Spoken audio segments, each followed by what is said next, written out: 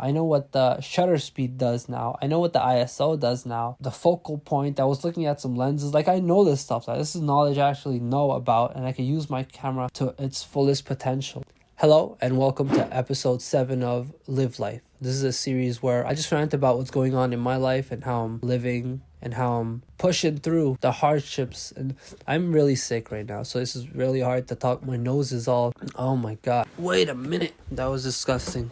I'm gonna cut that. Ew. Yeah, I've been really sick the past couple days because of the weather switch. I think it's very normal. That's besides the point. This is the point where I start reflecting on what I'm doing with my life and am I happy with how my life is going right now, and what should I adjust, and what's been going on. Part of the reason why I film myself like this, why I enjoy it, first of all, it helps me when I look back at this footage to actually learning how to communicate. And I'll watch this back and I'll hear all the and the ands that I was using, and that's stuff that doesn't really sound professional, and it helps me to avoid it. I should do these updates more often, like at least once or twice every month or every 2 months, but the last one was a year ago and a lot has changed. If you cut back to Live Life episode 6, I had the long hair and I had the beanie and I had a bit more facial hair. My mindset was different. I don't know what I was talking about. I was talking about TikTok, NFTs and stuff like that. Now my mind's at a completely different place. I want to talk about how I'm no longer working at the place that I was working for a long time. I recently just quit. It was a hard decision, but I made that decision because I thought that it would be the best decision for me, and I really had to move on and switch workplaces. Also, part of the reason why I did that is because I wanted to focus on, I don't want to work for someone my whole life, you know?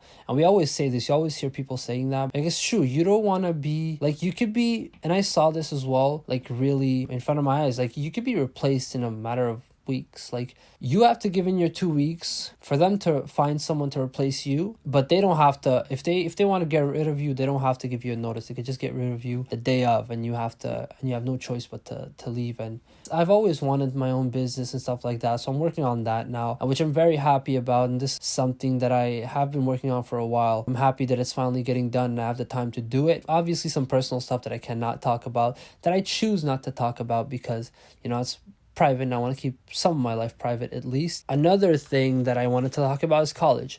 You guys know that I hate going to college. Like, it's the last thing that I wanted to do, but I still put myself through it. I'm almost done with it. I have 1 year left exactly. This semester is going to be over. I'm going to do my best not to fail any more classes, but I'm passing like very on the limit because school's always been hard. The effort is definitely there, although I feel like I could put a lot more effort in it sometimes. It's obvious to me that that's not something that I'm passionate about. And you see that teachers actually, like, I have this French teacher, he's amazing. The way he teaches, you actually see in his eyes that this man is happy and he's destined to do this. Like, he's having such a good time teaching to a class about literature and poems and how to write and stuff like that. That makes him happy. No way does that suit me as a person. Like, I've always been someone that's really a lot more creative, and I love stuff like photography, videography, editing, mixing, mastering, audio engineering, stuff like that actually like motivates me, right? I think that's another thing. You have to really know what you